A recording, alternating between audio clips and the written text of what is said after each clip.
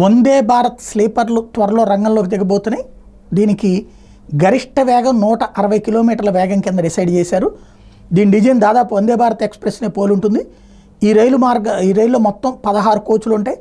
823 బెర్తులు ఉంటాయి. ఇందులో ప్రయాణికులకు విమానం లాంటి సౌకర్యాలు కల్పిస్తారు. భోజనం, తాగునీరు అందించేందుకు చిన్న గది ఉంటుంది. వెలుపల భాగంలో ఆటోమేటిక్ డోర్, వాసన లేని టాయిలెట్లు ఉంటాయి. ఈ రైలు కోచ్లు పూర్తిగా సౌండ్ ప్రూఫ్గా ఉంటాయి. ప్రయాణ సమయంలో ప్రయాణికులకు మంచి నిద్ర కోసం సౌకర్యాన్ని అందిస్తాయి.